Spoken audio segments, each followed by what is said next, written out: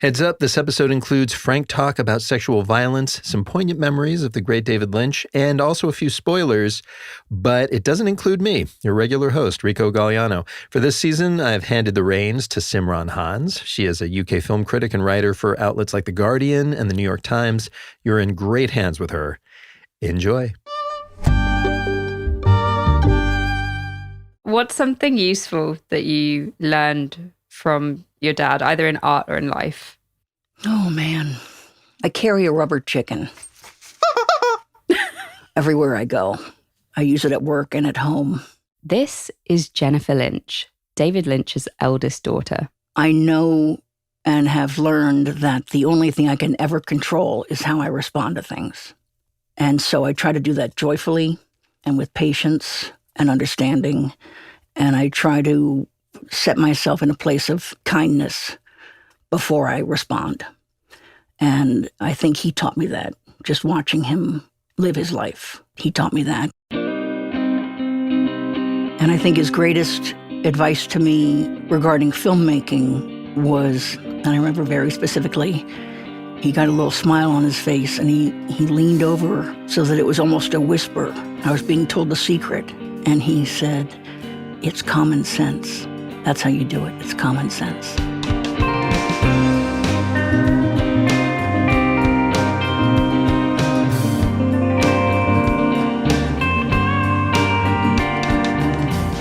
Welcome back to the MUBI podcast.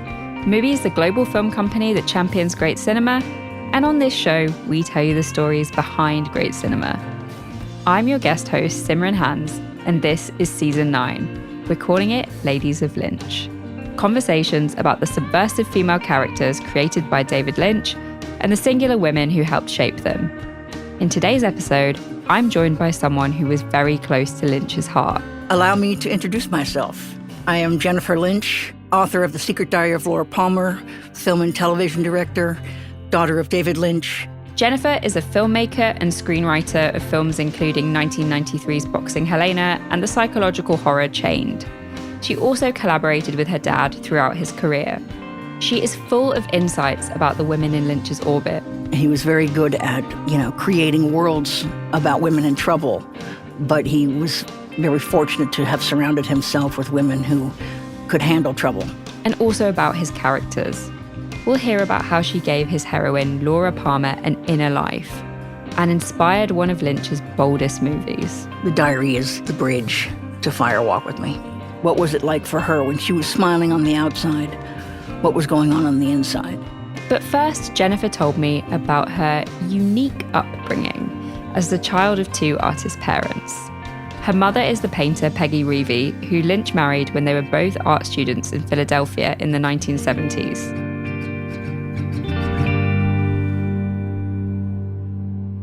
When I was growing up, something was always being made.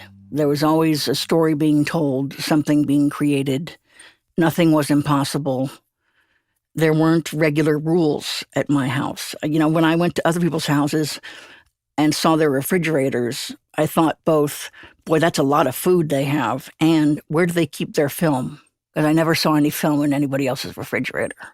There was always film in my refrigerator. It's true. He made his first short film, 6 Men Getting Sick, the year before Jennifer was born. But she didn't start working with him until age 17, when she was a production assistant on Blue Velvet. Released in 1986, it features an infamous scene. Actor Isabella Rossellini told me about it on the first episode of this podcast. In the scene, her character Dorothy wanders the streets, lost and without any clothes. He always said he loved seeing people come out of darkness.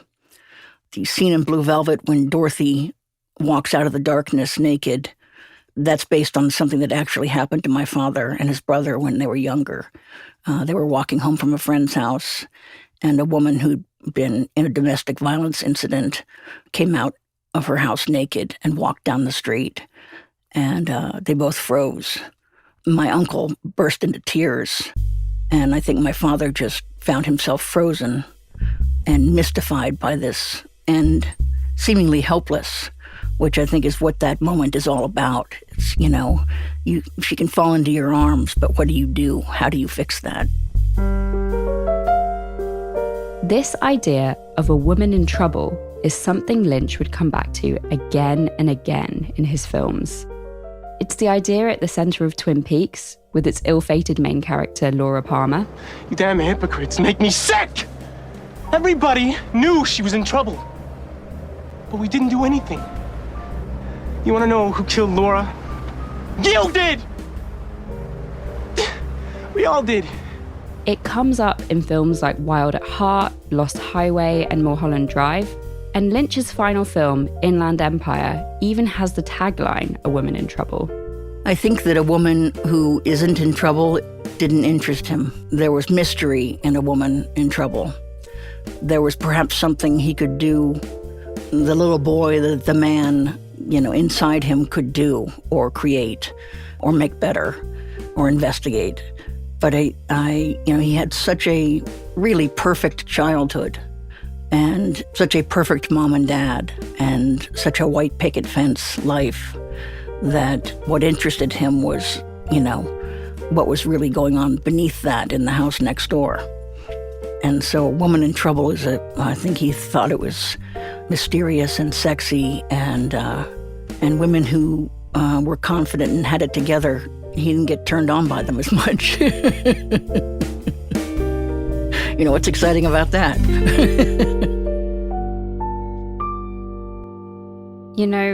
This series is about David's female collaborators and the women that he worked with.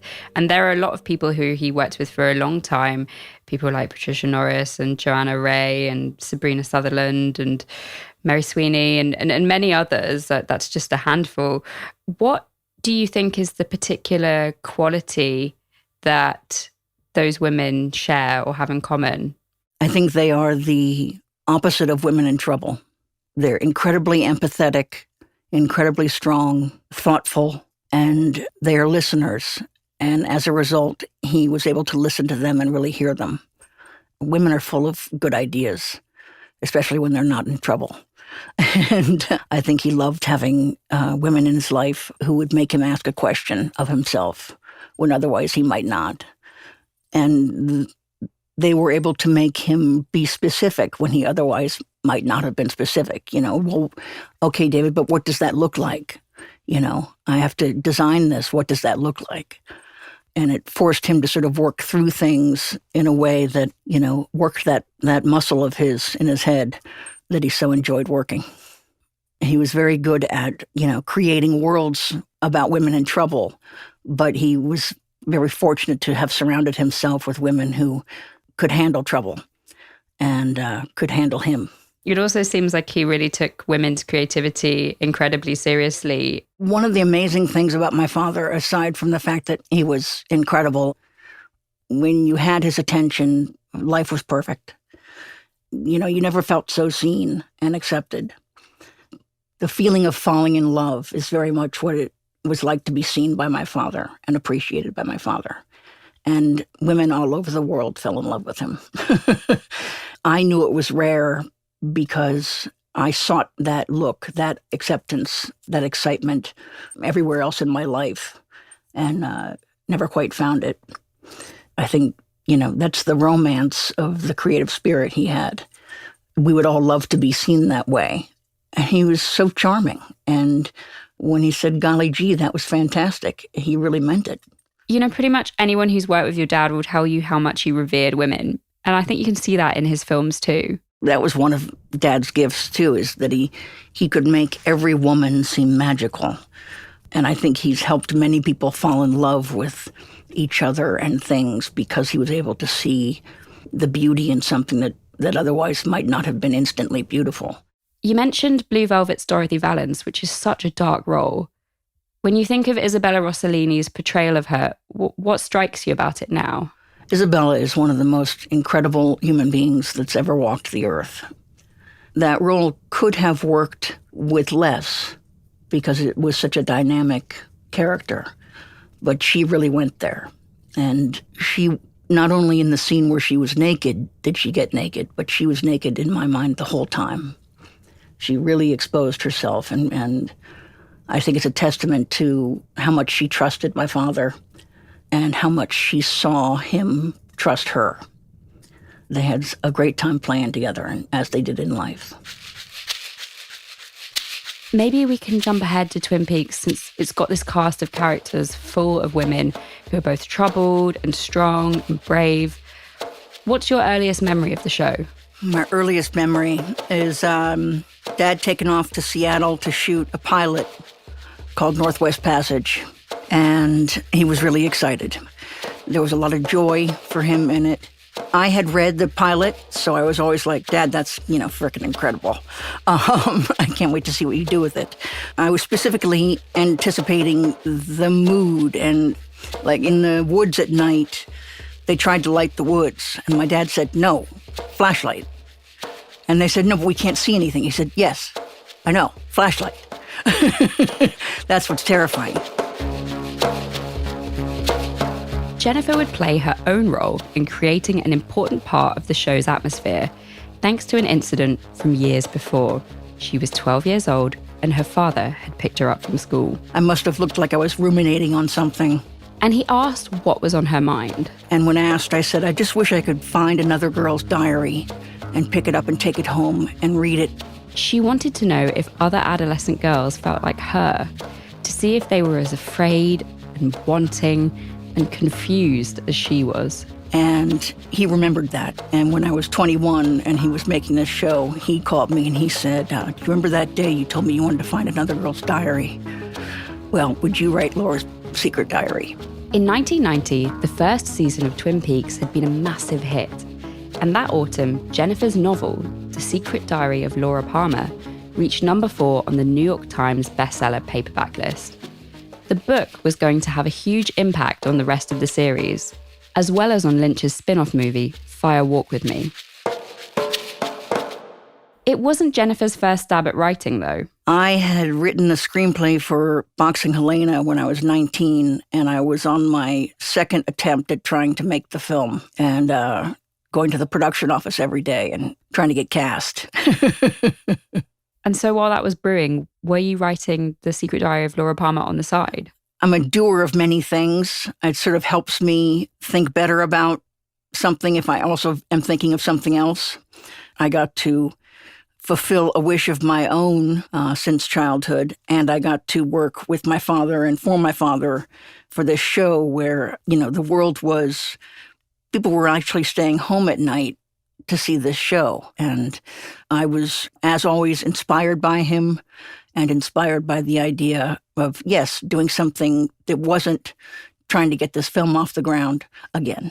And I was, giddy with excitement. I knew I needed to start on her 12th birthday, and I knew she was going to die in the end. I knew what was coming. I was one of 3 air-breathing mammals to know who killed Laura. I was told not to give it away, to follow the characters who were in the show, and to build Laura's inner life and her sexual awakening and her drug use and her thoughts. I find that really easy to digest, letters and diary entries. I find it really exciting. I went into a dream for I don't know how long while this was happening. And it was like nothing bad ever happened to me. Everything disappeared, and I suddenly didn't care if I ever saw Donna, Mom, Dad, anyone, ever again. I think Cheryl Lee did a beautiful job on the audiobook. I think that's particularly haunting. This warm feeling of being needed, wanted, and special. Like I was a treasure, was all I wanted to feel. Forever. There was a little fantasy I had that Audible would ask me to play Bob in the audiobook, but they didn't. I hope somebody from Audible is listening. Me too. I want to talk a little bit about the character of Laura Palmer. Can you describe how we'd come to know her or how we'd seen her in the pilot and in those early episodes?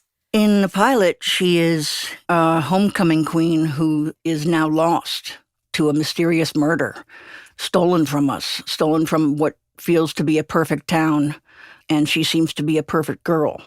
And the devastation of that, so you sort of fall into a world that is beautiful but broken, and we're guessing at what her daily life was like.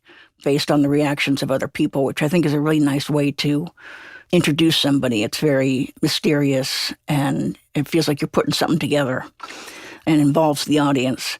And I was able to fill in those blanks in her diary. This is what we thought, what everybody else thought was going on for Laura. Here's what actually was going on for Laura. What were the threads of Laura that you wanted to pull on? Because she's still kind of an outline in that first episode. She's an image. She's an image. I knew that she was, just due to the nature of the pilot itself, I knew she was in trouble. I knew she had demons she was fighting. And I sort of, in many ways, young adolescent girls are fighting demons no matter what their life is like. It's a time of confusion and masking and self-discovery. And I wanted to really involve us in how innocent her 12th birthday entry is versus her later entries once she's been dealing with this person who's hurting her. July 22nd, 1984. Dear Diary, my name is Laura Palmer, and of just 3 short minutes ago, I officially turned 12 years old. It is July 22nd, 1984, and I have had such a good day. You were the last gift. When you think back on, writing that at such a young age yourself, how do you reflect on it now? I got lost in it. I knew there were to be pages missing, and so I purposefully decided what was on those pages and then had those disappear just so that I was never giving it away, but that I had at some point allowed her to have some sort of revelatory experience. She suspects certain things. I think it's fun to read. It holds up now. It'll always be a young girl's diary. But just like the town of Twin Peaks, the book would be plagued by disappearances. That story is coming up in just a minute. Stay with us.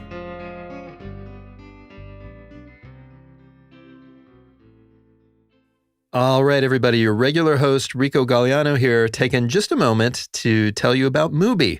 It is the global film company that champions great cinema, bringing it to you wherever you are in as many ways as we possibly can.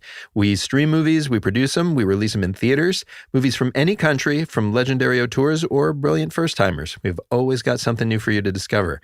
And after listening to this episode, I have a feeling you will want to discover or maybe rediscover Twin Peaks, the show that brought Laura Palmer to life in all her sad, damaged beauty. It was also just a total reimagining of primetime TV and all its genres. This was a show that was a soap opera, noir, a supernatural thriller. Some say it was one of the first police procedurals that spent an entire season dealing with a single crime. Mostly you'd have shows where a detective solved a crime per episode. I can tell you I was an undergrad when Twin Peaks came out in 1990, and I remember every episode was an event. It was one of the very few network shows we would take a break from being indie snobs to watch. And you can relive those days or experience the show for the very first time by watching Twin Peaks on MUBI. We've got every episode, the first 2 seasons, plus 2017's Twin Peaks A Limited Event Series. Subscribe to MUBI at MUBI.com and have at it.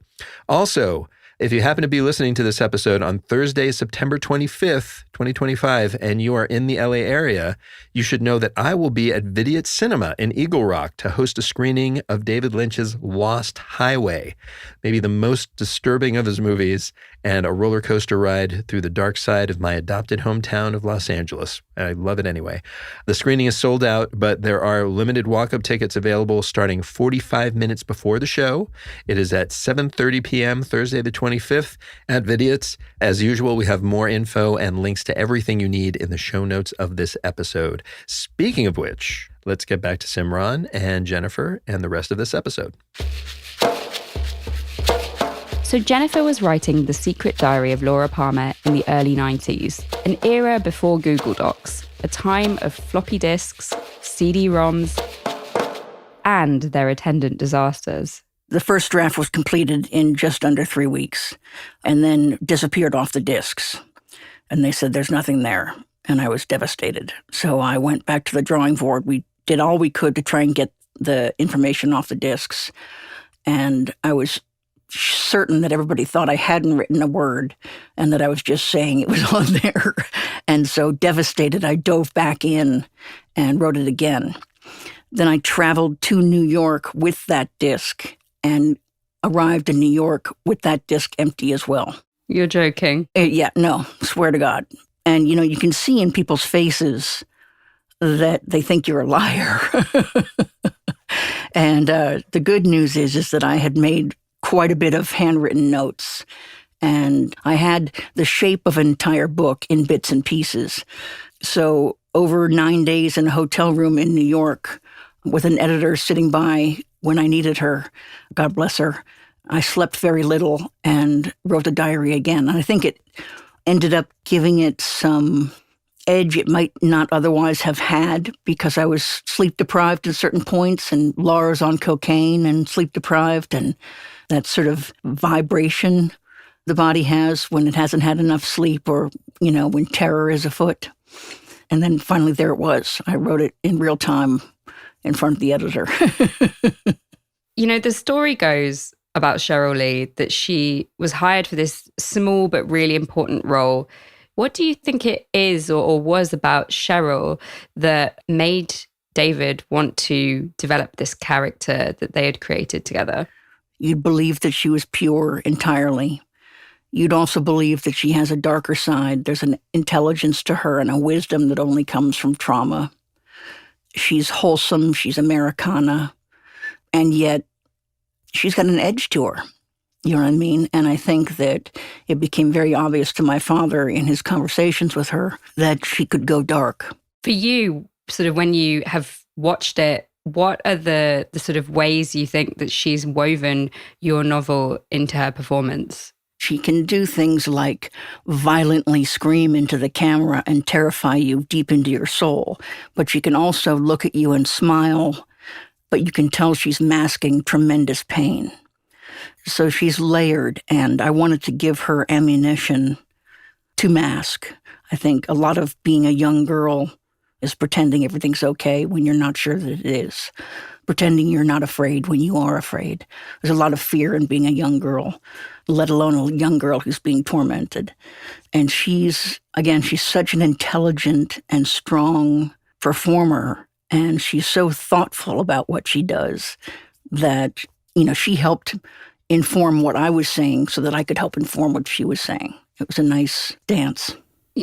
From your perspective as a filmmaker, I'm really interested to hear how you think David was able to give voice to Laura's experience as a victim of incest, of abuse, in this visceral, moving way. Because, when you do it on the page in the book, you have language, right, as your tool. So it's direct. But when he expresses it in the film, it's not so much about the words on the page and the script, but it's about the atmosphere that's created and the performance that is created as well. What tools do you see David using to create that atmosphere? Oh, God. He was able to tell the story, in my opinion, visually and emotionally perfectly without words, simply because he knows what it is to be human and he knows what it is to see something beautiful fall apart. And he knows fear and he knows irreparable damage. And he's able to visually show you the disassembly of a young girl's soul. My father, I can't believe he's not here anymore, was so always curious and always looking to follow an idea, trust an idea, follow his instincts. And here was a beautiful girl that he knew had a darkness about her and that she was being violated by somebody very close to her.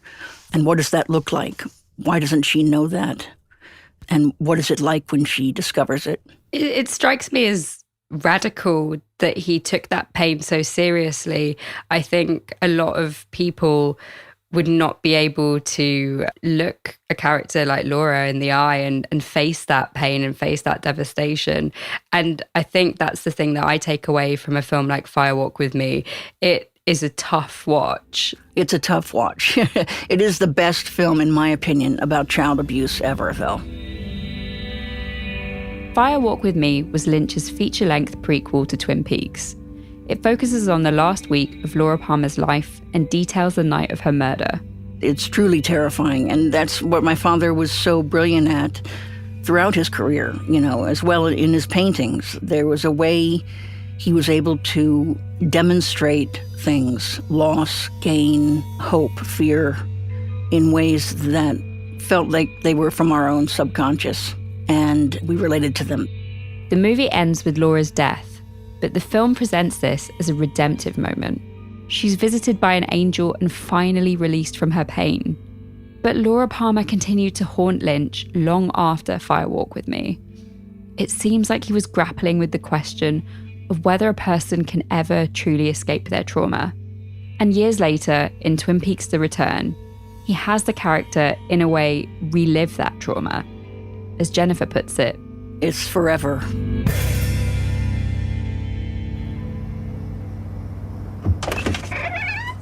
Now this is your spoiler warning for any listeners who haven't yet watched Twin Peaks: The Return. In the final episode, Agent Cooper takes a character called Carrie Page to Laura Palmer's childhood home. When they get there, he asks to see Laura's mother. Oh, and Carrie Page? Well, she looks exactly like Laura Palmer. FBI. I'm Special Agent Dale Cooper. Is Sarah Palmer here?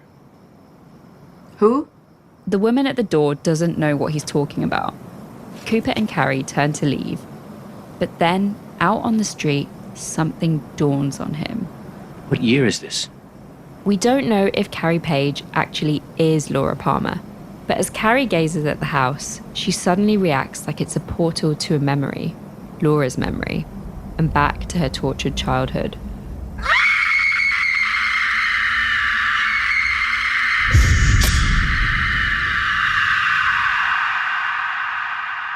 And that is the sort of toughest, deepest sort of philosophical life lesson, right? That we can't escape these things. Or that was my takeaway from it. Absolutely. I think there are many perspectives on hell or torment that would suggest you end up cycling over and over and over again on some horrible event, something you did, something that happened to you, and that you will spend eternity in that place unless somehow magically you are released from it.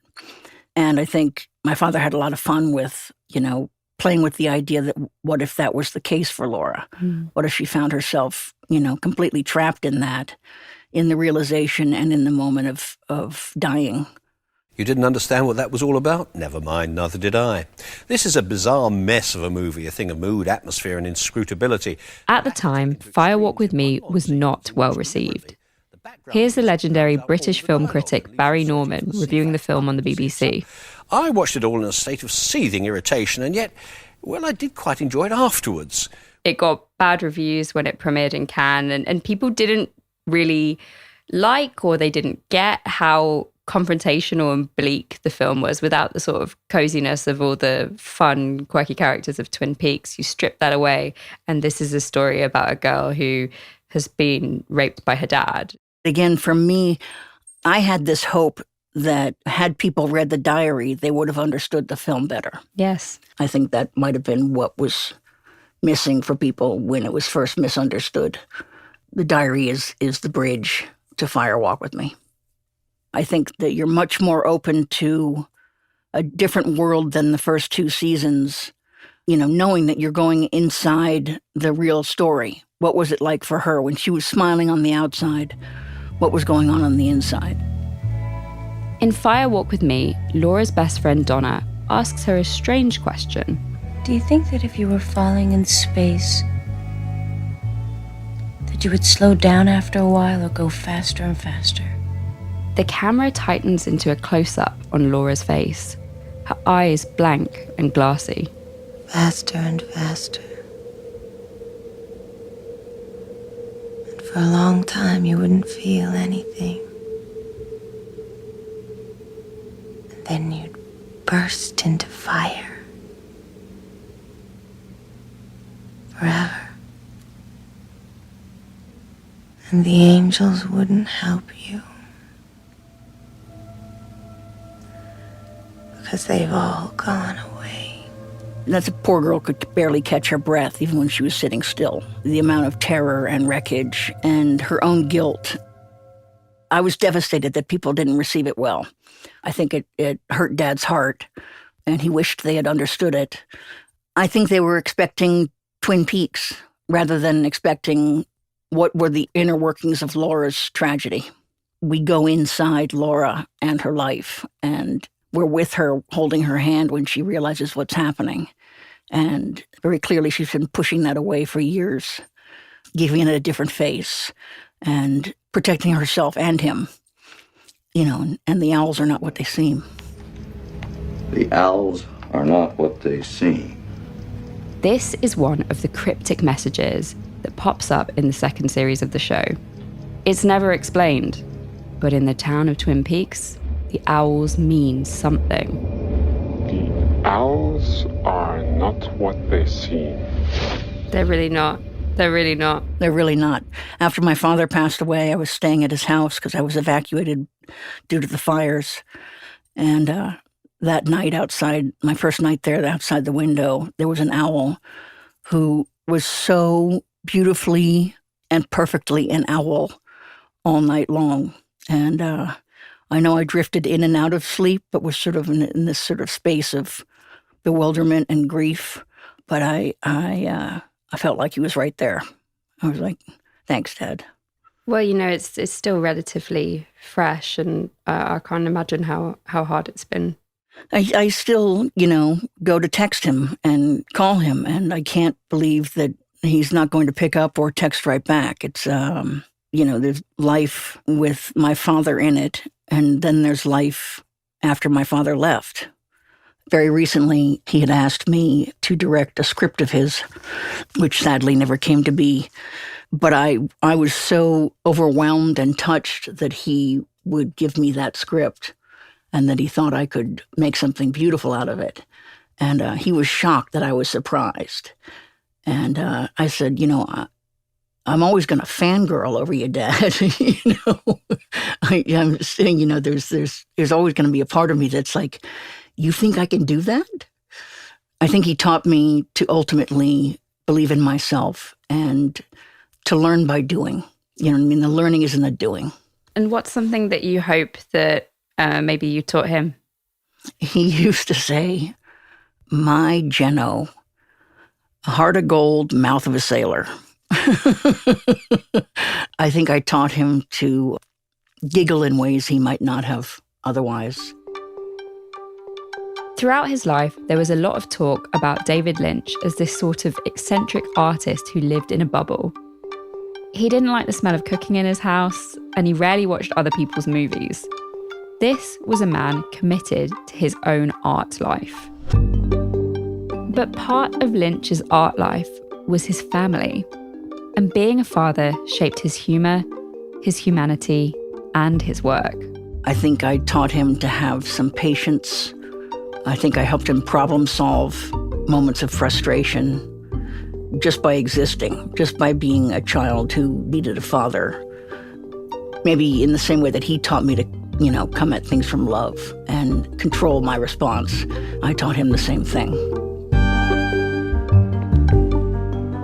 And that's this week's episode of the Mooby podcast. Follow us to hear more stories about the ladies of Lynch. On the show next week, we'll hear from someone who knew David Lynch better than most. He was not happy a lot of times to see me because I would be the person who would be telling him he was not allowed to have the Technocrane for a week, but he could have it one day. And what day did he want it? Our guest is Sabrina Sutherland, Lynch's longtime producer and right-hand woman. Follow us so you don't miss it. Meanwhile, if you love the show, leave a 5-star rating or review wherever you listen. And if you've got questions, comments, or perhaps your own rubber chicken, our email is podcast@mooby.com. And now, let's roll credits. This show is written and hosted by me, Simran Hans. Kira McEneff is our producer, with help from assistant producer Kat Kowalczyk. Christian Coons is our editor. Our booking producer is Ollie Charles. Martin Ostwick composed our original theme music. Special thanks to Makita Peters and our friends at NPR West Studios who recorded Jennifer, and Paul Smith who recorded me. This show is executive produced by F.A. Chacarel, Rico Galliano, Michael Tucker, and Daniel Kasman. And finally, to watch the best in cinema, subscribe to MUBI.com. Thanks for listening, and remember, the owls are not what they seem.